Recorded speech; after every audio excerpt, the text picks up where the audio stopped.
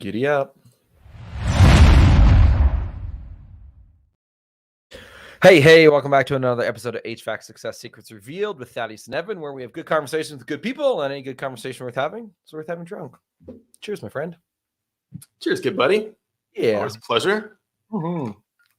I missed last week, so I'm kind of excited to dive into this week. For those that were wondering about the bag of peas, everything's good. Vasectomy looked great.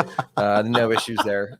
For anybody that is curious, in case you did follow along and want to know about the update on my testicles. So there we go. Great way to start the show, talking about testicles. So I like Stacy's killing herself in the bottom. So today we have Jonathan Dean on from American Plumbing, Heating, and Cooling.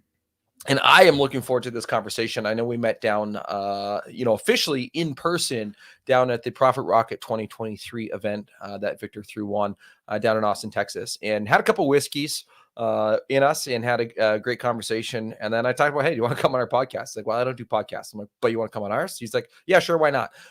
So this is actually the first podcast that he has been on. So I feel honored and humbled to have him on there. I'm like hearing his story that we had down there, really wanting us to unpack, because everybody talks about the success, but really what he wants to get into is some of the struggles, right? Spoiler alert, he almost filed for bankruptcy, not once, not twice, but 3 times. And so I really want to unpack that story because I think that's super, super powerful to get into. So he started a business.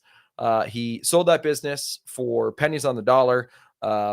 He went and worked for another organization, then started another business, sold that business for not pennies on the dollar. And then took a little bit of time off and started another business. So super excited to dive into that. He's 11 months into that new business, and the revenue is just phenomenal on what he's doing. And of course, we'll drop the nugget on what's coming up on November 13th and 14th when we get to that part of the show. Did I leave anything for you, Evan? Well, I was just going to say, spoiler alert, their goal for this next year is $75 million. So it's really exciting to see what he's doing. He's operating in 8 different states. Acquiring businesses, improving them, helping them grow, and it's really inspiring to see. But honestly, like from the moment that we got to meet him down in Texas, super humble guy. I mean, just one of the nicest people I think that we got a chance to meet there. Great conversations, great taste in whiskey, great taste in cowboy hats. And it was a fantastic time. And cowboy boots I'm too. Excited. Absolutely. The amount of times that I seen him take that cowboy boot off and says, "Oh, feel this." All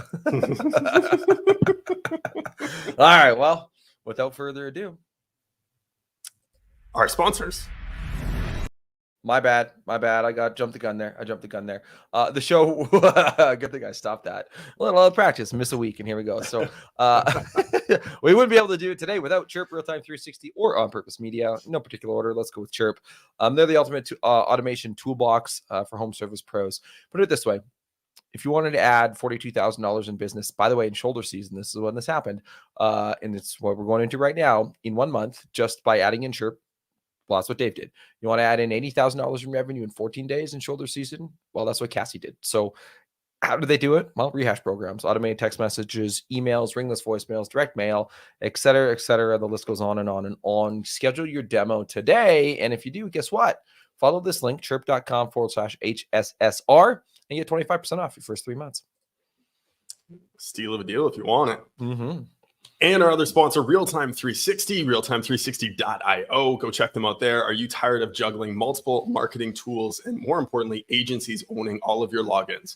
Say goodbye to the frustration and take control of your marketing with Realtime 360. Streamline your reviews, automate socials, engage customers with live chat, and more importantly, track all of your success in one place on one dashboard. Join the revolution and power your success today with Realtime 360. Once again, the site is realtime360.io. Oh, that's my bad. There we go. Got that up there. And you know what? We'll talk about onpurposemedia.ca a little bit later. So now I can hit the intro. Yes. Pitter patter. 5, 4, 3, 2, 1. Welcome to HVAC Success Secrets Revealed, a show where we interview industry leaders and disruptors, revealing the success secrets to create and unleash the ultimate HVAC business. Now your hosts, Thaddeus and Evan. All right, there we are. welcome, Mr. Dean. Man, y'all got me pouring a drink. Well, even better. Number 2, it's going to be a good show, Yeah, it's gonna be a good show. right? Yeah, Good conversations with good people. Right? that's right. That's how we roll. It's the MO. Awesome. Well, Jonathan, why don't you go ahead and give us a little bit of your backstory? How did you get into the trades in the first place? Man, so I grew up really, really poor, and my dad owned a machine shop and a mechanic shop, and so I was kind of like just mechanically gifted, like just from like time I was like 8, 9 years old. Hard work. Grew up on a farm. Um, we worked from daylight to dark, so work ethic was kind of instilled in me. I grew up in a small town in Mississippi. Um, so I just learned how to run a mill and a lathe when I was like 12 years old. Drew up my first engine when I was 13. Just wanted to do something, on my own that wasn't like under my dad's shadow. So I got into air conditioning, worked for a guy named Kemp, Mr. Legan Kemp. He was in Meridian, Mississippi. He's passed away now, a great guy. He was a genius. Gave me a shot, and I kind of went from there, just kind of kept going and going, and went with school and, worked for different industries and different companies, and kind of got into industrial and hydrosomal refrigeration. And that's kind of my first company was like industrial, mechanical industrial refrigeration stuff. Like, worked that for a long time, and then I just wasn't making any money. It's just like, it's like paycheck to like job to job. It's like. So that's kind of how I got into this industry. Was just like, just being mechanically inclined and, hard work. That's what this is. Well, I mean, hard work. I mean, that's the definition of running a business, right? For the most Yeah. part, right? And like you had those instilled into your values from the very get go. Working on a farm, like I've worked on a farm, man. Like it's go go go. Like they're long days, especially in the summertime, right? Yeah. You're flat out.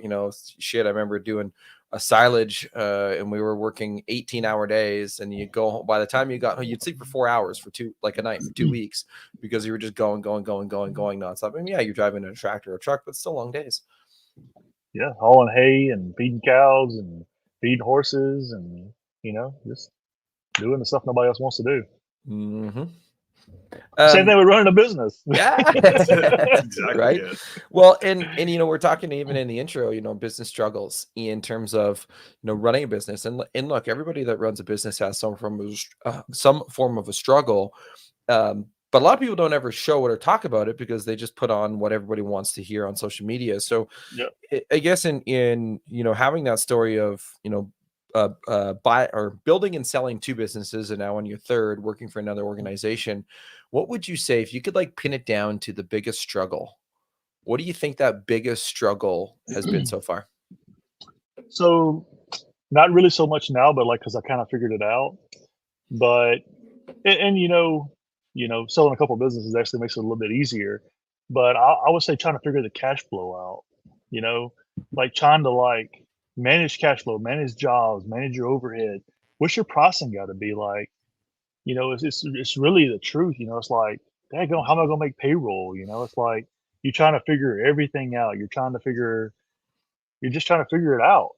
It's like the number one question would be, like, I got to do it. I got people depend on me. I guess is the kind of I got a mosquito. I'm in Florida. Well, I see the fenced in pool, which is, pretty accurate. A lot of people have that in there. Yeah.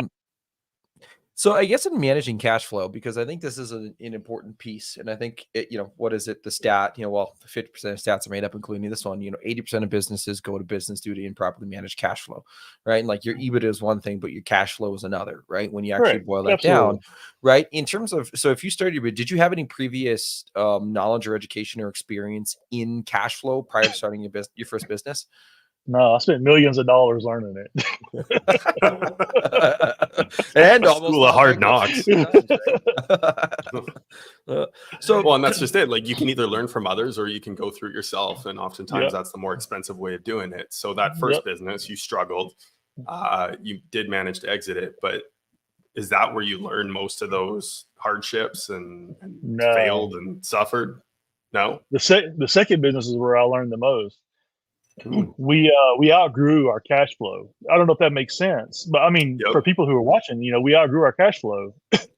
We had charge accounts, we owed people money, and and as long as the cash flow was good, we were fine. Because we were making so much money that and we had so much money in the bank, and then we were just like we were killing it. Like it's like not always. Like at the end, like towards the exit, we had money in the bank and everything was fine, and then COVID happened. And cash flow kind of died down for us. So we had $4 or $5 million in the bank. We were fine. I was kind of like semi-retired. I was kind of managing the business from a distance, and everything was just kind of like running itself. We had CFOs, we had vice presidents, we had all kinds of things that were running the business. I was, I'd kind of took a step back. I was kind of exiting. I was building my wife and I's dream home, and then COVID happened, and then like everything just kind of changed, like all of a sudden. Like my CFO was like, "I got to move $1 million." I'm like, "All right, I don't really care. Why are you calling me, telling me?" But what I didn't realize was that she was moving it from our lines of credit, to take care of the business. So then, like, one day I was like, I don't know what I was doing. I was building a house, and I looked at our banking account, and I was like, "What the hell?" So then I called her, and I was like, "Hey, this something's not right. What's going on?" And she's like, "Well, I've been moving money from our line of credit." And I was like, "Oh shit." So then I like got in the truck and I drove to Tennessee because that's where our main office was at, in Tennessee. And I was building our house in Mississippi. I had bought bulldozers and excavators, and I'd been spending money left and right because I thought we were okay. And I kind of like put a brakes on like all of my personal stuff, and then like I kind of went back and I was kind of working in Tennessee all the time at that point, during COVID. And I also had scaled back our advertising budget because like I was like, nobody's really going to want us in their house. A lot of contractors excelled and exceeded during COVID. We kind of, which was my fault, we pulled back because I thought everybody was going to not want to do anything. So mistake number one. So then I'd actually talked to before it was all over with. It was just a big blown up thing. And it was like, oh crap, like what are we going to do? And then the end of 2020, we had started gaining our momentum back, and we had started doing all that kind of stuff, and and we didn't really pay everybody back until after the sale of the business, but we had owed vendors, we had owed lines of credit, we had, it was just like, oh shit, we're done messed up. So, well, but this is a powerful piece, right? And this is a powerful lesson for a lot of people to listen to. It's like, okay, well, don't outspend your cash flow. Don't outgrow. Hi, puppy. Don't outgrow your cash flow. Yeah, but at least it's not the cat, right? Yeah, no, we're joking, right? But you look at that and saying, okay, now you've been in this position, right? Now you've done that. If you were to say, okay, I don't want to do this again, or hey, Bob, you're running a business. This is my experience. Don't do this. What would you say to somebody to not repeat those things? What do you need to look at? So I'm doing it again, doing totally different than I ever done it. Pay for your shit as you get it. Like, you don't need a credit account at a vendor. Like, my thing is you don't need a credit account. Get you a credit card. Get your points. Do that. Get you a cash account at a vendor. Pay for it. As you charge your credit card and you collect that money for that vendor from that job you sell, your CFO needs to be paying that credit card every time you do a transaction. This is a cash business. This is a job shop. Everybody who's in our industry is a job shop. One job at a time, 5 jobs at a time, whatever your job is, you pay that, you get your credit card with $1 million. Whatever your business is doing, whatever you think you're going to do in sales, you can even use a debit card if you're a small business and you have crap credit. Get you a debit card. Pay for your stuff as you get it. Get you a 50% deposit. Do your job. Collect the other 50% on the back end. That covers your 50%. Covers your overhead. Covers your job. Covers your labor. Boom. Even if the customer doesn't pay you, you're broke even. And that's what you really got to focus on. You just got to focus on making sure you get your money. Right. Well, no, I love that. And when I ran my first business, and for some business owners, I mean, you'll probably relate to this. They wouldn't give you a big credit card limit, right? No. They wouldn't give you the $1 million limit. So what did I got a $500 limit. I was maxing that thing out daily and Every paying day. it off daily. And then I would call the bank and say, hey, you see, I just made 7 payments on this and paid it off every single time I maxed it out. Can we please increase the limit? And I just kept repeating that process until I got the limit up high enough that I would be able to run my business on a monthly basis instead of daily by paying it off on my credit card that way. But it's necessary 100%. to start somewhere. Yep. You got to start somewhere. Yeah. Well, Even- even Ishmael Valdez said that when he was on the show too, right? That's how he did it as well. Yep.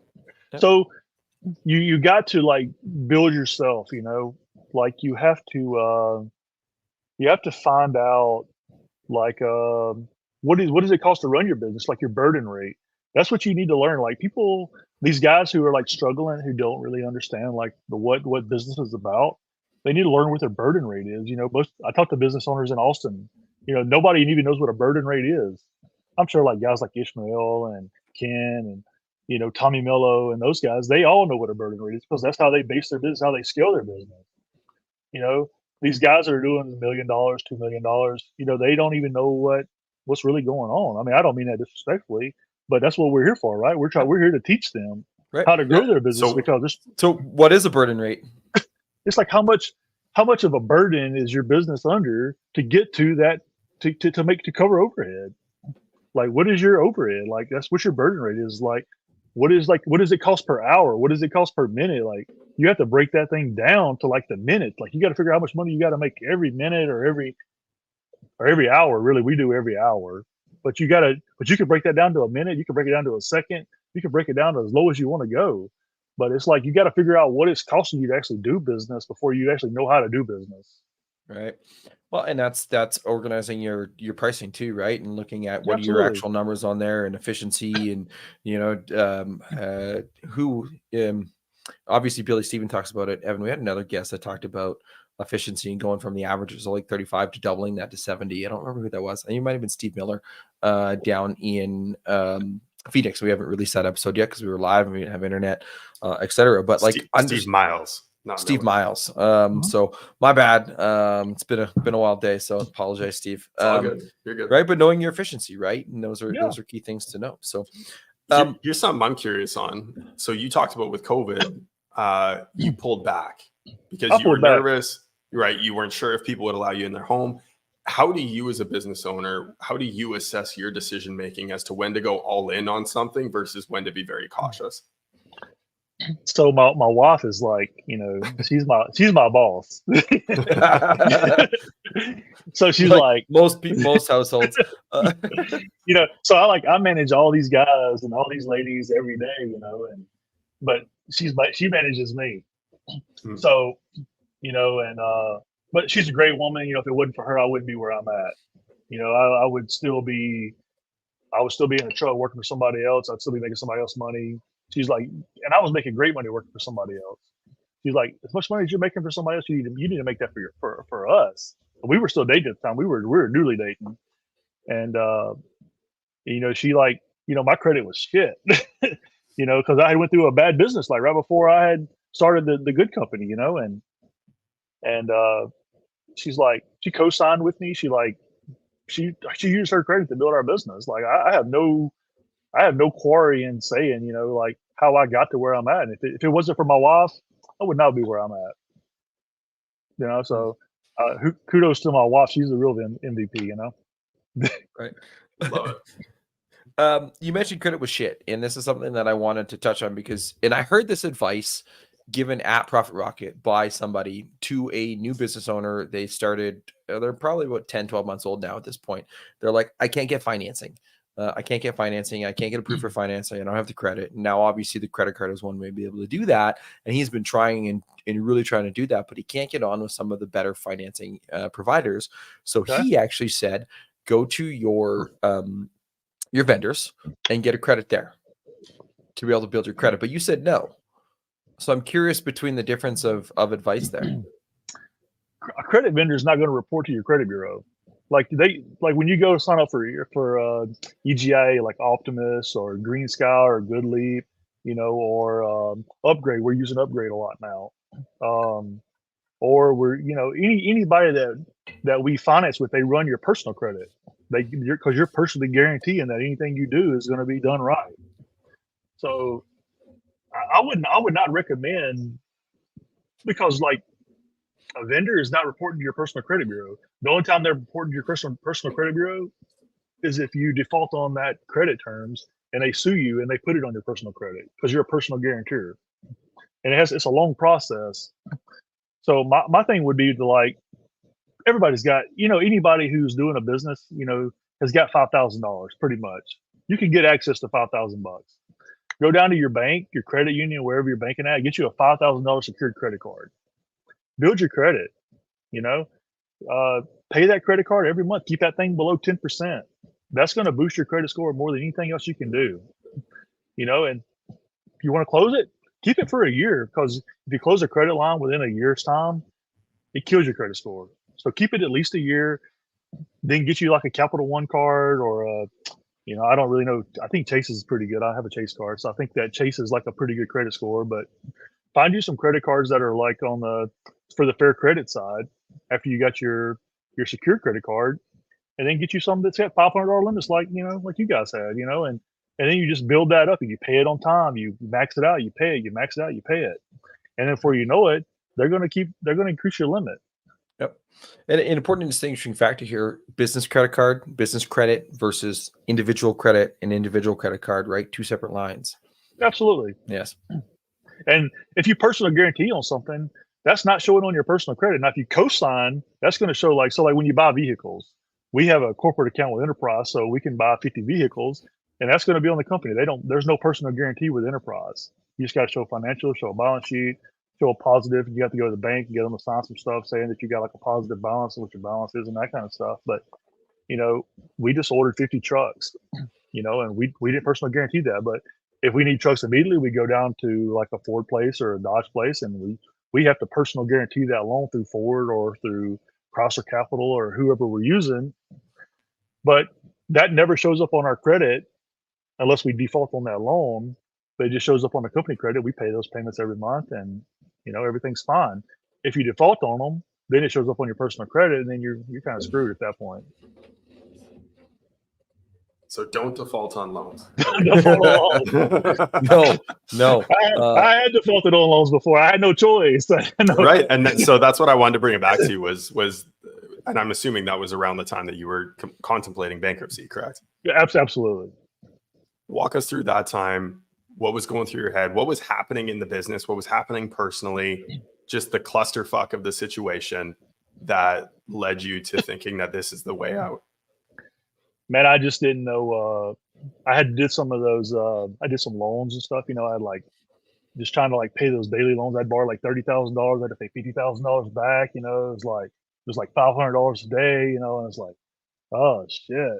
It's like, and then our business kind of, well, this was before I had really grown, but it was just like what do we do? Like how do we sustain our business? How do we pay our payroll? Like at that point, I think I had 4 kids because I got 5 kids now. So it's like, how do you feed your kids if you're giving up all your revenue every day? So it's like, and then it's like my kids had ate, some biscuits and gravy for a few days, and we just figured it out. Like when your back's against the wall, you just start swinging. You got to figure your way out of the corner. And I think my number one advice for any contractor who's trying to figure it out is don't quit, man. You gotta dig deep. You started this business for a reason because you wanted to better yourself. You wanted to better your family. You did it for something. Everybody has 4 personalities. What's your personality? You do it because you wanted to be well known. You wanted to be liked. You do it because you're driven. You want to do it because you wanted security. You wanted safety. You got to figure out what you want. And when you started this business, you already knew in your mind what you wanted to be. So you just got to figure that out. That's my number one advice. You just got to, what you wanted the day you started your business is what you got to fight for every day. You can't stop fighting because it's a fight. It literally is a fight every day.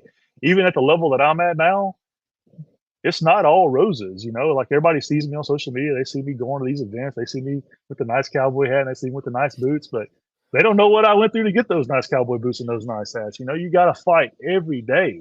It's a fight. Don't give up. Follow your dreams, follow your beliefs. Don't ever distract yourself from your beliefs. You gotta go with your gut. If you think somebody's, If you just whatever you think, you just got to go with it. I love that the fight every day. Part of things, I don't know where Evan's camera went, but there he is. He's back. So you got to fight every day, right? And like deep down, you gotta overcome the internal dialogue, right? I mean, it's all up here. It's 90% mental, right? It's 90% mental. I'd say it's 99% mental. Yeah. It's running a business, depending on if you're still, on the tools, then hey, maybe there are some physical parts to it. But I mean, when you're off the tools, now it's all like 99% mental and getting yourself into that mindset.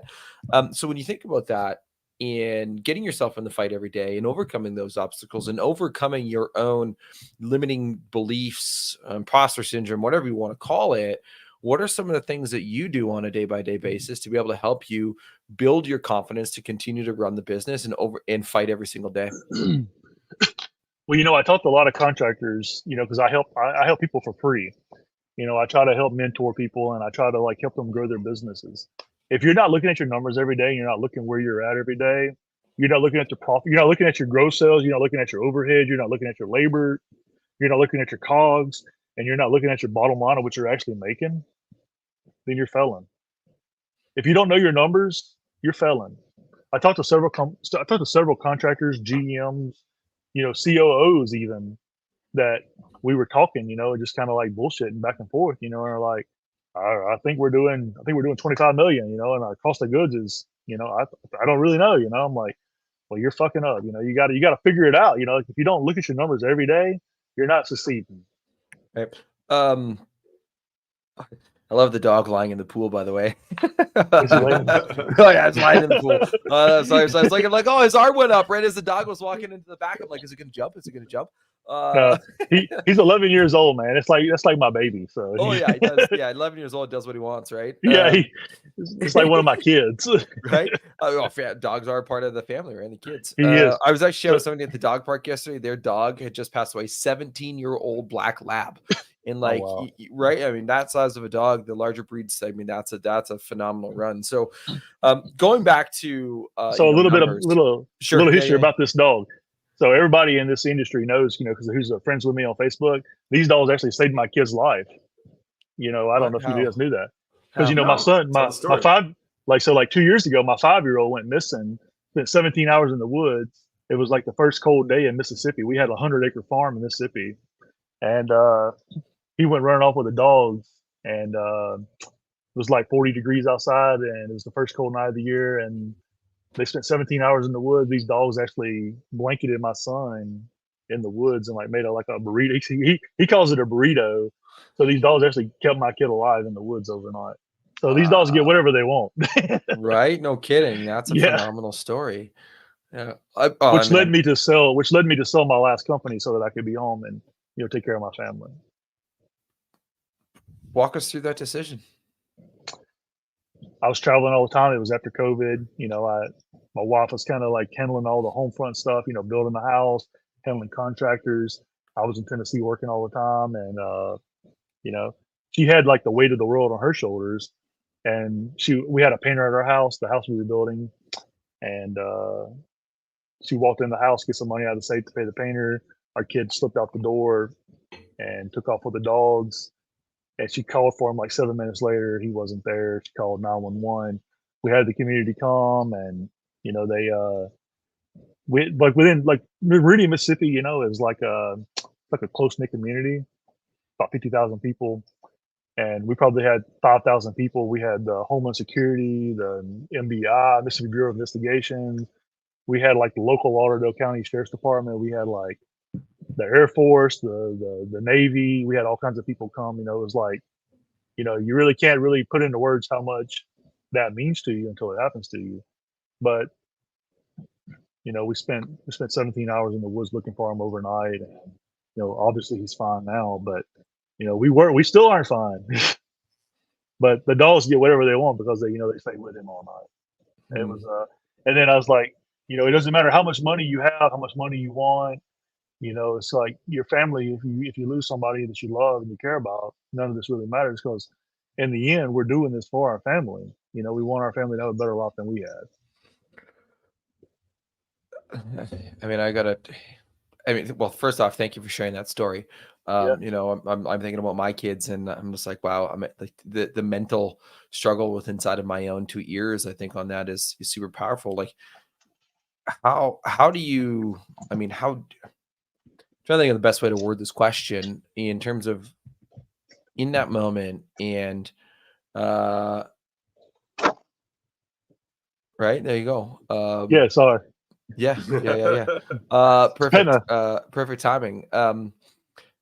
E- Without going, I mean, I mean, we could probably talk about the story for 10 minutes if we really wanted to, and not to discredit that story. yeah. But I want to move into the decision because I mean, you said you're doing it for families, right? And Yeah, we are. I think a lot of people miss this mark. And this is something that I am very passionate about in that they do it. You know, they're like, I'm going to run a business. I'm going to work 60, 80 hours a week building a business for my family. But what does your family actually want? Right? Does your family Yeah. want you? You know, does your Your family family wants want you you. to be there? Right? You know, that's what your kids at the end of the day want. And so when you had this phenomenal life altering, you know, experience and it was really shitty in the time, extremely shitty at the time, Yeah. to obviously now you're making the move to selling your business, your other baby, right? Your other family. How did and why and how did that experience shape your mindset to be I want to be now part of my family, and how does that relate into your new business? Well, anybody who knows me and knows my little fella, my little boy, Hinton, which is he's named after my grandpa and my wife's grandpa. You know, me and him have a bond like no other. So I would rather be bankrupt, have nothing, living in a whatever apartment, something I don't own. I'd be renting something, whatever. I'd rather have nothing and have my kid than every day having millions and millions of dollars. So it's at the end of the day, like for me, it's like everything that I do is for my family, and I really wouldn't have it any other way. So I'll go home about every day about 5 or 6 o'clock, and I quit working from probably 5 or 6 o'clock until my kids go to bed. Then I try to spend like an hour a day with my wife, and then my wife goes to bed at like 9, 10 o'clock, and then I'll sit in the bed on my phone or the laptop or whatever, and I'll work till 2 or 3 o'clock every morning. I can't stop because the people that partner with me, the people that merge with me, the people that have their employees, the people that work for us or work with us, they all depend on me. I'm their leader. I'm their guidance. I'm the reason why they take care of their family. So, you know, the weight of the world is really on my shoulders, to take care of them. And I use our Christmas parties and our Thanksgiving parties and those kinds of things. I use those things as motivation for me because when I look out and I see 3 or 4 or 500 people at our Christmas parties or our Thanksgiving parties or whatever they may be, I'm like, all these people depend on me, and that's kind of what like motivates me to like for them, But you have to like as a business owner, you have to figure out, you know, like you have to balance like your personal time and your business time. So your kids go to school from 8 o'clock in the day till 4 o'clock in the afternoon. So you can work all that time and you try to come home at like 5 or 6 o'clock. So then you need to spend time with your kids from the time that you get home until they go to bed. So you got to balance that life because like realistically, your kids are only little one time. You're not going to rewind the clock and be like, oh, I wish I'd have done this. Well, you can do that. If you're the business owner, you can do that. Money can wait, you know, because you can go back to work. You can spend 2 hours a day with them, 3 hours a day with them, whatever, and you can go back to work. When they go to bed, they never know the difference because you're there. If you need to go run a call at 8 o'clock, they're in the bed at 8 o'clock. Your wife's at home. If your wife's cool with it, go run the call. But you need to be there for your family. And you got, and most business owners don't realize that, and your wife is going to need you. Like, and I think that's what really I just kind of realized in like the last probably 18 months. I put like the weight of the world on my wife. my wife is like solid. She's a good girl. She's loyal. She's honest, you know, and you're not really going to find a better wife than what I got. You know, everybody can say that, but you know, at the end of the day, she needs me. I'm the man of the house, you know, and she loves me. She needs me. And, you know, so, and I'm the world's worst because I bring my work home with me. You know, the kids go to bed, I get on the phone, I get on the computer, I start working. But, you know, like, you know, she needs a couple hours too, you know, because she only does with kids all day or whatever, you know. So she needs a couple hours a day, you know, of just me, you know, because she needs to talk. She needs to have an adult conversation, you know. And I still suck at it sometimes. I'm still a work in progress. I think we're all But- works in progress. Yeah, absolutely. No, So Here's what I'm curious on. You have the successful exit after the accident with your son. yep. You realize how important family is to you, that they're the reason why you did this. Why did you get back into it? I'm still young, man. I'll be 39 Sunday. I'll be 39 Sunday. I'm less than Wow. 40 years old. well, happy birthday. You know, thank you. And I'm really good at what I do, you know, Mhm. and I strategically partner with other people, you know, who've had their business 5, 6, 7, 8, 9, 10 years, or even 30 years. You know, I'll come in and I'll acquire their business and they're still a partner kind of. So I'm kind of doing like a private equity thing now where I'm coming in, taking companies that's been 5, 7, 8 years or 30 years, and they're only doing a couple $1 million a year in revenue. But, you know, I partner with Matt Benton, you know, Matt, real-time marketing. Real-time 360 sponsor the show. Yeah. Real-time 360.io. So Matt Benton and his team, Cortland, and you know, Cortland and Matt are who I deal with on a consistent basis. You know, you can't really find a better marketing company. And I've been through all of them. Like literally, I've been through all of them. Those guys are top notch. They're 100 in my book. I'll never leave them. You know, they give me the attention that I need. You know, I've been called a prima donna. and you know, they kind of cater to my needs, you know, like you know, I know what it takes. They know what it takes. Like they know what it takes to make a contractor successful.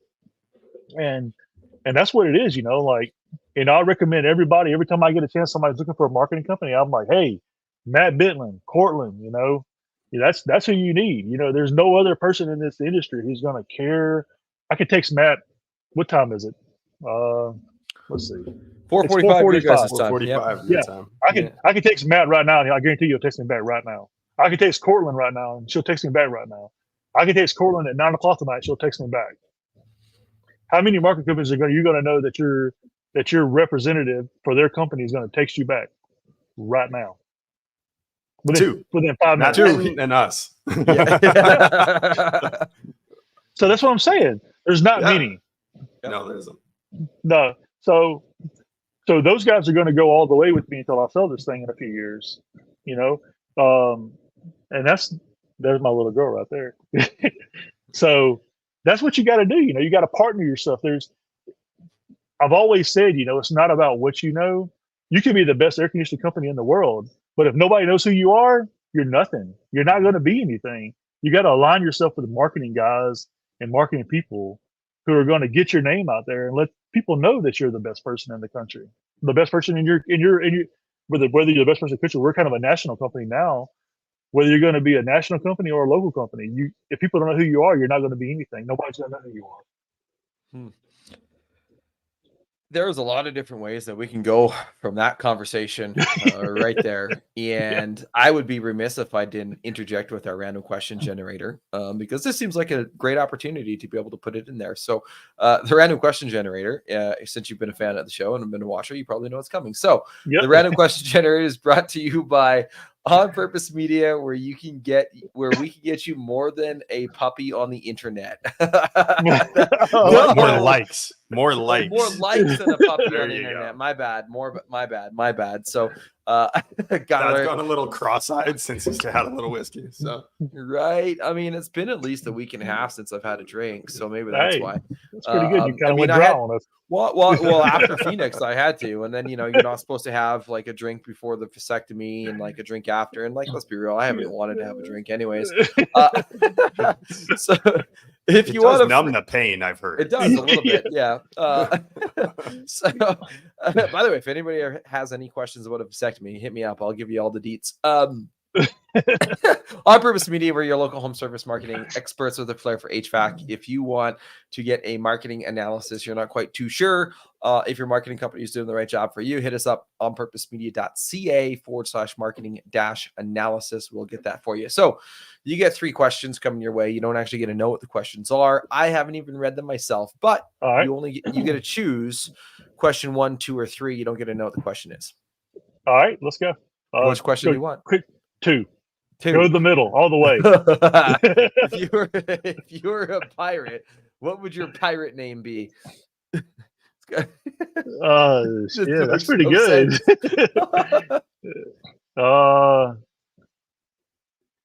Let's see. All really good questions. Wow. That's actually a pretty good one. So let me think about that for a second. I would say Captain Time. Like, because shit, we really because like you got to spend time with your family, you got to spend time with your business, you got to spend time with your employees, you got to spend time. Like time. I heard Tom. I thought no I was time, so confused. time. Like T.I. I'm very country. I'm very southern, and the whiskey makes it even more southern. It brings the y'all out. The drawl is coming. So time, like Captain Time, because everybody wants your time. So and you want to give your time. So, and you want to take time because as you get older, you want time. You want to go back in time, because if I could go back in time, I would go back to like when I was 21 and know everything that I know now. I'd be a billionaire. I'd be King Goodrich. Like really, because King Goodrich is the godfather of air conditioning, Yep. Nobody better than King Goodrich, in my opinion, Yep. Well, people say they go back in time, like I buy Apple stock. I'm like, yeah, okay, absolutely. Yeah, fuck it. Why not? Take your knowledge, and then go back and do it. Because time is one thing we can't get. Right. Exactly. That's what's interesting. Like, I don't know if you follow Gary Vee. He's someone that I do. I love Gary Vee. Yeah, absolutely. That's the one thing that he talks about all the time is like, you got to be patient when you're 20, when you're 22, because you have all the time in the world. He's like, if I could give everything up right now in a heartbeat and go back to being 22, because he was still working in his dad's liquor store at that time. Yeah. Time is one thing we can't buy. We can buy everything else that we can buy. But we can't buy time. Absolutely. You can't buy health. You can't buy more time. So the time that you're here, you got to make the most of it. Now, I am surprised you didn't go with like Long John or something like that, but Well, I would be a lie.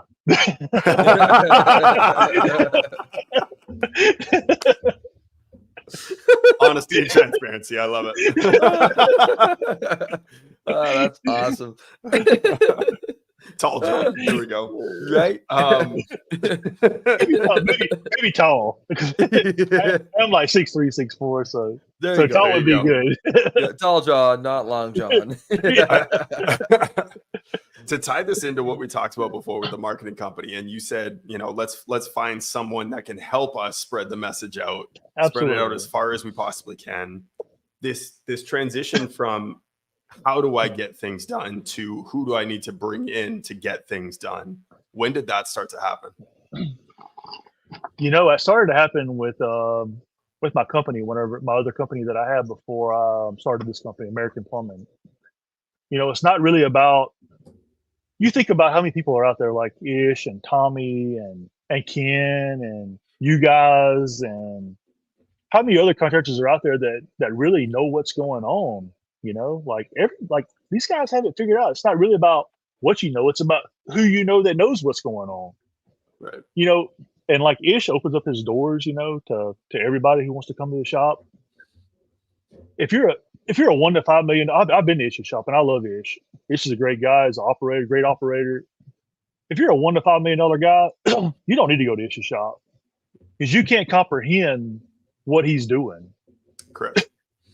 You know, me and Ish were about the same size whenever I went and viewed his shop. He was doing about 30 million. I was doing about 30 million. That's been pre-COVID, like 2019, 2018. I can't remember. It was somewhere around in there with my previous company. You know, we were right neck and neck, and his growth is astonishing. And even the things that he was doing was even next level to what I was doing. That's the reason why he calls it next gen, right? Because it's next generation. You know, it's like, you know, it's like somebody who's doing $1 to $5 million isn't going to comprehend what he's doing. You need to find a shop that's outside of your market. But me, I'll open up my shop to anybody who's in my market. Any market that I'm in, they want to come view my shop, come view it, because a rising tide raises all ships. You know, and I think he's kind of the same way. But you want to look at a shop that's comparable to size that you want to be. You don't want to look at a shop who's doing $130 million a year and you're doing $1 million, because you're not going to be able to comprehend or even fathom what they're doing. Right. You know, even us, you know, with our projected income of over $50 million this year, you're not going to be able to. Somebody who's doing $1 million is not going to come to our shop and see what we're doing and be like, "Oh, I'm going to do everything they're doing." Correct. No, it's going to be it's a process. You don't get there overnight. You got to, and it's trials and tribulation. It's errors, it's faults, it's successes, it's faults, and this is success. It's like, you know, just because you built a company, you built 2 companies or whatever, it doesn't mean you're automatically going to do a 3rd company the same way. You got to, every times are changing. AI, you know, we signed up with Real Voice. We're signed up with, you know, Data Cube, Andrew Pelosi. He's a good guy too, you know. We signed up with all these people to monitor our KPIs to be better.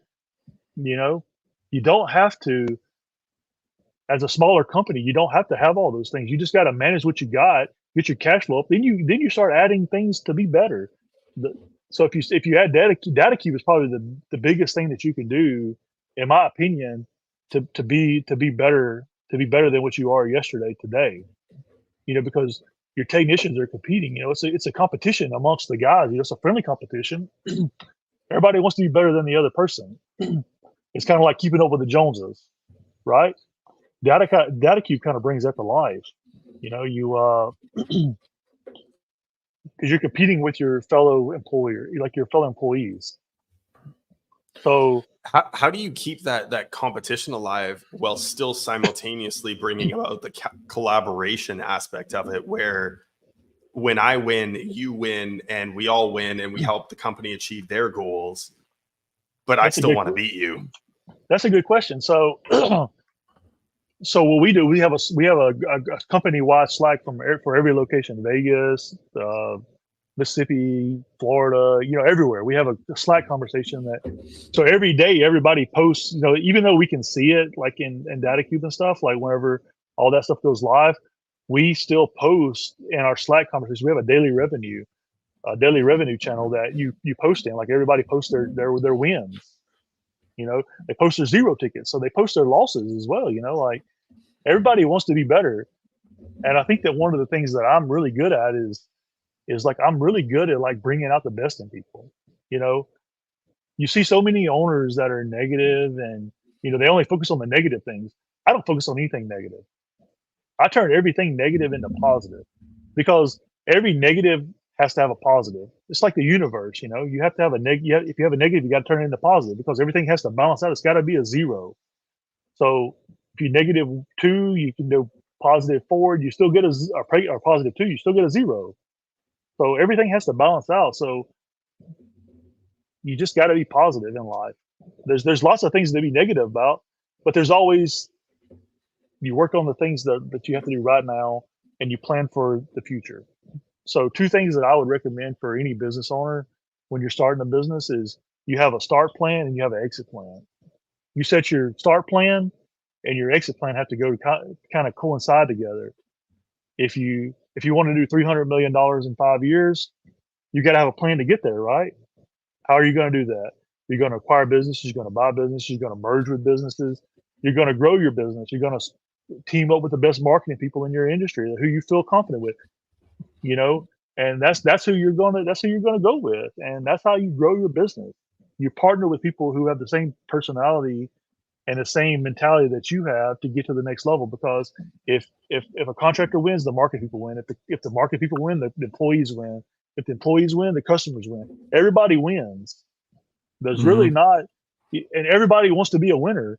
Whether you're a homeowner, whether you're the contractor, whether you're the marketing person, whether you're the person answering the phone, whether you're Google. I mean, everybody wants to be on the receiving end. Everybody has to make money. Everybody's got to take care of their family. So my thing is like everybody in this industry, or everybody who is successful wants to win, and that's what differentiates winners from losers, in my opinion. And I don't think anybody's a loser. I think everybody can win. You just don't know how to get there. I agree 100%. And how do we extract that back? Because you said like, hey, let's have a goal of 500 million in the next 3 years, right? Or 300 million in 5 years. 300 million in 5 years. What if my goal is 5 million in the next 3 years? I'm a small company. I don't want to do the mergers and acquisitions part of it. What's different in that projection? So anybody can be a $5 million a year company. Like I 100% know that. I 100% know that at this point. So if you want to be $5 million a year company, you got to be in a market of probably 20,000 people. And number 1% of that is you got to have a market share in that community. You got to be in that community. You got to sponsor baseball teams. You got to be involved in that community, because a small community, everybody knows everybody. I grew up in that. That's what I grew up in. So you got to be involved in your community. People don't know who you are. People's got to know who you are. And how do you do that? With a marketing company. Purpose Media. Sorry, had something in my throat. So I've never used you guys, but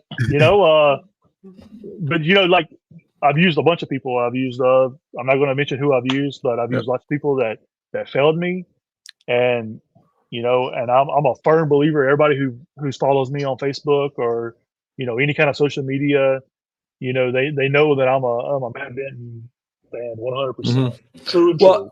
Well, and look, here's the thing is that like in like Matt, phenomenal person. Great. He's someone that I've never heard anything bad about. 100%. But here's the thing is there's right, and there's different marketing companies that can deal with the different size of a business. That's the other part, right? And so somebody in not necessarily a Matt Benton, but I know there's other individuals that are out there that won't touch a business that is 5 million or less, or 10 million or less, or even 20 million or less, because they're not interested in them as an ideal customer avatar, right? And so there's different marketing companies for different sizes of businesses, right? Same thing with like $100 million per year business, probably not going to be a good fit for somebody who in a marketing company who generally works for $5 million per year businesses, because the complexities that go into that are completely different. Do your own research when it comes to trying and selecting a marketing company based off of their ideal customer avatar. Since we've talked about this a few times, and we've mentioned marketing, what are some of the worst decisions? And this is kind of a nuance because it depends on the size of the business, right? So if you were, because you've been there and you've grown it all the way up, let's just take $5 million to $10 million per year business. What would be some of the worst mistakes that you've seen a $5 to $10 million per year business make in terms of marketing? Stay away from TV commercials at $5 to $10 million. You don't have enough cash flow to do it. Right. You don't like, you can't spend $20,000, $30,000 a month and get the marketing that you need off of it. Don't do it. You're not going to do it. Radio at $5 to $10 million, you're probably okay doing a little bit of radio, but you need to choose one channel and hit that one channel hard. Like pick the most popular station in your market, hit that one station super hard. Stay away from TV at $5 to $10 million, because most companies fail at $5 million in our industry, because that's kind of like, you're kind of staffed for like 7 or 8 or maybe even 9 million, but you're only doing 5 million because you got to have those people to do it. So at $10 million, you start actually making a little bit of money again. So when you get to between 10 and 20 million, maybe do a little TV, but I wouldn't do a whole lot. I would just choose one channel, kind of like I do with radio. Maybe at 10 million, you do a little bit more with radio, but the number one thing I would suggest, wrap your trucks. I see so many people with unwrapped trucks. That's like your face of your business. Like honestly, wrap your trucks. get with somebody who can design you a nice wrap, like capture your logo. You know, I use Matt and them. I use John with Matt with real time marketing to do my logo. You know, they design my truck wraps. You know, there's not another truck wrap like mine anywhere I've ever seen. Dan Ethanelli, you know, he's good too. You know, all his stuff is great. You know, there's all kinds of people that do that kind of stuff. Just make sure that you're not trademark infringing on somebody. Wrap your trucks. Get a good logo. Get a good wrap. Don't keep it too busy. Keep it kind of basic. Let people know what you do. Get you a QR code on your truck. You know, a 18-inch by 18-inch QR code. They can scan with their phone from behind your truck whenever they're behind you. Takes them directly to your Google page. They can call you. They can leave you a review. You know, whatever. You know, people need to be able to figure you out. They need to be able to have access to you. Your web page. It has to be tied to you. It has to be who you are. It has to show what you're doing. It has to show, who you are. You know, it has to show what you're about. You know, you just got to figure out. Most business owners that I talk to that I merge with or I acquire, they don't know who they are. They're fine making, you know, they want to be bigger, they want to make more money, but they don't know how. You know, and that's what I do. So like, I take business owners who are doing $1 million, or I take business owners who are doing $2 million or $5 million or $10 million, and I bring them under our umbrella. I rebrand them. I'll spend all the money marketing, and I take them from $1 million to $20 million. But I don't take everybody. I only take people that I can work with, and you can tell who's hungry and who's not, because I don't have time to babysit them. You know, I can spend all the money. I can buy them trucks. I can wrap their trucks. I can teach them how to sell. But if they're not coachable, that's not who I want to partner with. So I can take a company who's worth about $350, $400 million, and I could buy them. I'll write you a check for $350 right now. Or you can stay on and be a partner. You can run your business. We can partner together. We rebrand your company to American Plumbing, Heating, and Cooling, because, you know, we're all American. Well, maybe not you guys, but but like everybody that I'm partnering, North American. You know, so I take them and I can rebrand them under what I'm doing. I acquire their debt. I acquire their trucks. I take them to the next level. I hook them up with our marketing team. You know, we do a Zoom meeting. I sign all the documents. I pay for all the marketing. You know, we just acquired a company in Vegas called Evolve Services. You know, we rebranded it to American. You know, two of the best owners I probably had the pleasure of meeting and partnering with.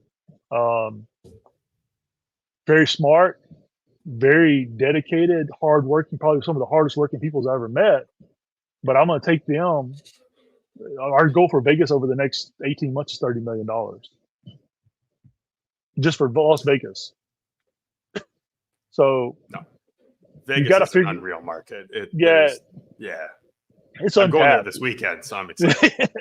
I'm going to Tampa this weekend. It's my birthday, so we're doing a golf tournament. We're doing a golf tournament for the company on Saturday, and then me and my wife are going to Tampa to Hard Rock Saturday night. So amazing. Yeah, amazing. Love that. But you know, you just got to partner with people who you believe in. And if you don't know all these people who are in the industry, and I keep saying Ish because Ish is a good guy, you know. I mean, I really believe he is a good guy. And Tommy Mello is probably one of the downest to earth people you'll ever meet, who's probably doing more revenue than anybody else in the country. Like realistically, as a single guy, you know, like, and he's like the most humble guy you'll ever meet too. You know, I've seen him at Pantheon, and you know, he just shakes my hand, hugs my neck. You know, just you know, he's kind of one of those guys that, you know, you kind of look up to. You know, like puts his pants on one leg at a time. One of the hardest workers too. Yeah, like, hardest worker. Did to grow his company is unreal. And if you follow his story, you know, you see he's had the struggles too. It's not all being a business owner to our level is not everything that it is or that it was. You know, like it's hard. It took you 10 years to be an overnight success, right? Yeah, 10 years, maybe even longer. It took me all my life. Yeah, absolutely. And you know what? I'm still not successful. I'm still not where I want to be. If I was where I was want to be, I wouldn't be doing it again now. But on this trip is what I've learned is it's like I'm okay. I'm okay with where I'm at, and I'm okay financially. Where I'm at now is like I want to take other people who are struggling, who are hard workers, who want to get to that next level with me. And I think that's what makes you successful in this industry. And I see Tommy doing all these things, and I see Ish doing all these things, and I see Ken doing all these things, and I'm nowhere near on the level that they are on. But I see all these guys doing all these things who are giving back. And when I started giving back, I'm doing the free sales class and all that kind of stuff. And I think what makes us successful is how we give back to our fellow contractors. Like you got to give back. That's where I really found my success is like where I give back and where I can help other people succeed because I've been through all those failures. I've almost filed bankruptcy. I relied on my wife's credit. I did all those things that, everybody else is going through. I talked to one of my friends today, we kind of met in Austin and we kind of talked. I'm not going to mention his name, but he's like, I need to get to like $10 million in 5 years. And he had the best week he's ever had. He did $67,000 this week. Well, if you want to be a $50 million a year company, you got to sell 11 units a day. And the average sales got to be $15,000 a day. I think that's what I figured out. $15,000 or $12,000 a day and 11 units at 30 days a month, 365 days a year. That puts you at $52 million a year as a company. So you got to sell more than 11 units a day if you want to be a 50. And that's not very much. That's 11 units a day. How do you get more calls? You align yourself with a marketing company that you believe in. And you get those 11 calls a day, or let's say your average tech is turning over 50%. So you need to run 22 calls a day for one. You can't run 22 calls a day for one tech. So you need to build a team. You need to train that team. You need to teach that team. So you got 4 guys running 22 calls a day. Well, that still wouldn't work. It'd be 5 calls a day, a little over 5 calls a day, which is still doable. You could still potentially, but you'd have to have 11 install teams with 5 selling techs doing that amount of money. So you just got to figure out your KPIs. You got to figure out your strategy, how you're going to do it. And everybody's not going to sell 50%. So some guys are going to sell 20%. Some guys are going to sell 70%. Some guys are going to sell 50%. You just got to find out, and you always book the call to the right tech. So that's the key is like you find your tech streetness, your tech strength, and you book that tech to that call. Like everybody has a different strength. Like my strength, I suck at operations. Like you don't really realize it about me, but I suck at operations. I have to try to do that. I have to try to do that. I can sell, I can grow a business. I have the vision. I have to have people that work with me that implement my strategies. I'm not an implementer. I can have the vision, but one of my strengths is finding the people who can grow the business with me. That's one of my strengths. Like realistically, you have to align yourselves with people who are stronger than you. When you're sitting at your conference table, you need to be the dumbest person sitting there, but you need to have the most vision of anybody else sitting there. If that makes any sense. Mm-hmm. Mm-hmm. Well, you don't need to be the smartest person in a room. You just need to have other people that are smarter than you to be able to help out with the things you're not smart at. 100%. Yep. 100%. Well, on the spirit of one thing that you slipped in there very slightly while you were on that rant was the free sales class.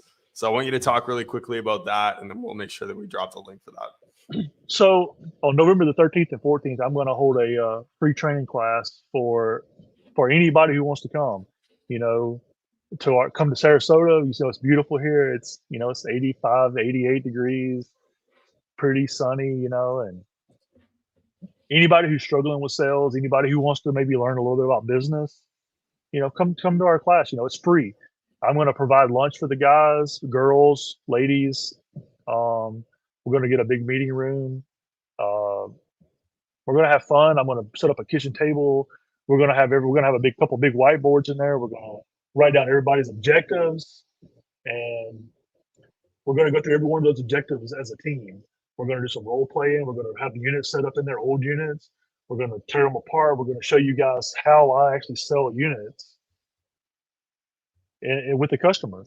You know, get your customer engaged. You keep them engaged. So I'm going to do that for free. I don't want anything. I want to help our fellow tradesmen, tradeswomen. I want to help everybody grow, you know, because knowledge is power, you know, not just as an owner, but as a tech, you know,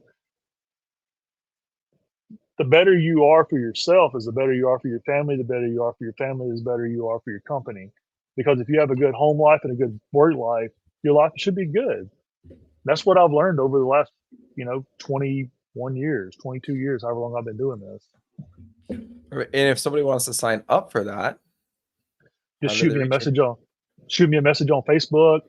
I don't know if I can share my phone number. I'll give anybody my phone number. If anybody who's in doubt about something, sure, I'll give you my phone number. If you guys are okay with it. You cool with it? Yeah, if you're cool with it. I'm cool with it, man. I want to help anybody who want to grow. Sure. 941-928-7702. That's my personal cell phone number. And for those of you who don't know, so in between running his first company and his second company, Jonathan went and worked for someone else, and he worked in sales.